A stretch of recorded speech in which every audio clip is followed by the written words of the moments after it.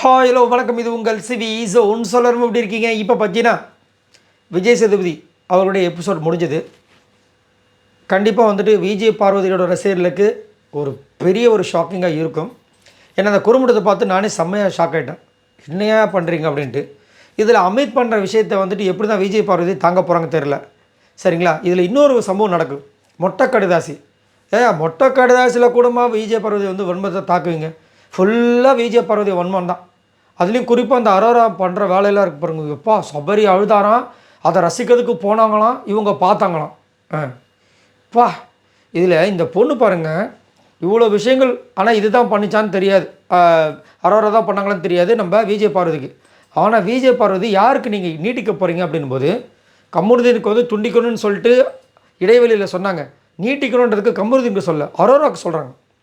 விஜய் பார்வதி நீங்கள் வந்து லாஸ்ட்டு ஒரு 3-4 வாரமாக பார்த்தீங்கன்னா கமருதீன்கிட்ட சொல்கிறது, அந்த பொண்ணு பாவம் சின்ன பொண்ணு, அதுக்கும் ஸ்பேஸ் கொடு எனக்கும் ஸ்பேஸ் கொடுன்னு தான் சொல்லியிருக்காங்க இது வரைக்கும்.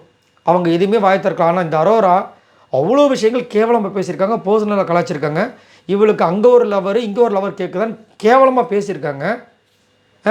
இவ்வளவும் பண்ணியிருக்காங்க. ஆனால் இவங்க என்ன சொன்னாங்கன்னா, நான் வந்து அரோராவோட நீட்டிக்கணும்னு விரும்புகிற சுத்தம் அந்த பச்சை கலர் ரிப்பனை வந்து கொடுக்குறாங்க.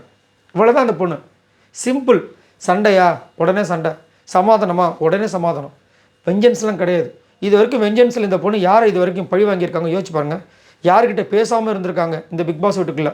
யாருக்கிட்டையாவது பேசாமல் இருந்திருக்காங்களா இது வரைக்கும்? எல்லாமே யோசிச்சு பாருங்கள். இல்லவே இல்லை. ஆனால் எல்லாருமே பற்றின மொத்தம் இந்த விஜய் பார்வதி தவிர்த்து மற்றவங்க எல்லாருமே யாராவது ஒரு 2-3 பேர்கிட்ட பேச மாட்டாங்க. ஒரு சர்டன் பீப்புள் கிட்ட மட்டும் தான் வச்சுப்பாங்க. ஆனால் இந்த பொண்ணு எல்லோருக்கிட்டையும் பேசிட்டு வருவாங்க. இவ்வளோ தான் அந்த பொண்ணு, இவ்வளோ தான் இந்த மனசு. அந்த பொண்ணு வந்து அங்கே சொல்லி அரோராக்கு நான் கொடுக்கணும்னு நினைக்கிறேன். ஏன்னா நான் வந்து அவங்க கூட பேசும்போது எனக்கு நிறைய விஷயங்கள் தெளிவாக வருது அப்படின்னு அங்கே ஒரு விஷயத்த சொல்கிறாங்க. நிறைய விஷயங்கள் நான் வந்து ஃபேமிலியை பற்றியும் பேசுகிறதுக்கு எனக்கு உரிமையாக இருக்குது. அந்த பொண்ணுக்கிட்ட நல்ல தெளிவாக இருக்குது, கிளாரிட்டி எனக்கு வந்து நிறைய சொல்கிறாங்க. அப்படி இப்படின்னு சொல்கிறாங்க. துண்டிக்கணுன்றதுக்கு எஃப்ஜேக்கு சொன்னாங்க. அதை பற்றி நம்ம பேசணும். ஏன்னா எஃப்ஜே பற்றி பேசுறதே வேஸ்ட்டு. ஆனால் இந்த பொண்ணு ரிட்டனுக்கு என்ன பண்ணுறாங்க, துண்டிக்கணுமா? யாருன்னா விஜய் பார்வதியம். பா அதான் நான் நீட்டிக்கணும்னு சொன்னதான் அங்கே வந்துட்டு நீட்டிக்கிறோம் வந்துட்டு விக்ரமா இந்த அம்மாவுக்கு. ஏன்னா துஷார் விக்ரம் தான் முன்னாடி இருந்தாங்களே இந்த அம்மாவுக்கு ஃப்ரெண்டு. அவர் போனதுக்கு அப்போ வந்து நிறைய இவங்க ஷேர் பண்ணாங்களாம். இவங்க உரிமையாக ஆழனா கூட வந்துட்டு அது விக்ரம் கிட்ட தானே. இப்போ இதை வந்து கமருதீன் முதல் பார்க்கணும். இவங்க உரிமையாக ஆழனா கூட அது விக்ரம் கிட்ட சொல்கிறாங்க, உங்ககிட்ட சொல்லலைன்றதை முதல் நோட் பண்ணிக்கிங்க அப்படின்ட்டு. என்னத்த சொல்ல, அவ்வளோ வன்மம் அந்த மொட்டை கடுதாசில். என்ன வன்மம்! அந்த பொண்ணு அழாத குறைய அப்படியே மூஞ்சி மாறி போச்சு. சார் போதும் சார், வேணாம் சார்ன்றாங்க. அவர் அதுக்கு மேலே அங்கேருந்து, ஏன் நீங்கள் மற்றவங்களுடைய கடிதத்தை படிக்கும்போது உங்களுக்கு நல்லா இருந்துச்சுல்ல அப்படின்றாரு. ஏது நீங்கள் தான் அதை படிக்கணும்னு சொல்லிட்டு அதை கொடுக்கவும் செய்கிறீங்க. அந்த பொண்ணு நல்லா படிக்கும் பாருங்கள் அப்படின்ட்டு. அந்த பொண்ணு அதை படிக்கணும்னு தானே நீங்கள் கொடுக்குறீங்க. அதே மாடுலேஷனாக அந்த பொண்ணும் படித்து காமிச்சிருது. அதுக்கப்புறம் நீங்கள் படிக்கும்போது உங்களுக்கு அந்த பொண்ணு விரும்பியாக கேட்டுச்சு இதை நான் படிக்கணும்னு சொல்லிட்டு. ஏதாவது இவங்களே பண்ண செய்வாங்களாம், குண்டு வைப்பாங்களாம். அதுக்கப்புறம் அந்த குண்டு வெடிச்சதுக்கு அப்புறமா நீங்கள் தானே வச்சிங்கன்னு சொல்கிறாங்க. ஏன் வைக்க சொன்னது நீங்கள் தானே, நான் வைக்க சொன்னால் நீங்கள் வச்சிருவீங்களான்ற மாதிரி இருக்குது இது. ஆனால் இந்த பொண்ணு இந்த பொண்ணு அதாவது ஆமாம் தப்பு பண்ணிச்சு. இன்னும் திரும்ப நிறைய பேர் இதில் வேறு ஒரு சில பேர் கமெண்ட், ஒரு சில பேர் இந்த பொண்ணுக்கு போய் அசிங்கமாக நீங்கள் வந்து இது சப்போர்ட் பண்ணுறீங்களே. சரி வேறு எந்த பொண்ணுக்கு சப்போர்ட் பண்ணி நீங்களே கமெண்ட் சொல்லுங்களேன். எந்த பொண்ணுக்கு சப்போர்ட் பண்ணி இந்த பொண்ணு சூப்பர், இந்த பையன் சூப்பர், செம்மையாக கேம் வந்து விளாட்றான் இந்த பிக் பாஸ் வீட்டுக்குள்ள அப்படின்னு ஒன்று சொல்லுங்கள். நான் வந்து அக்செப்ட் பண்ணிக்கிறேன். நல்ல ஒரு தரமான ஒரு கருத்து.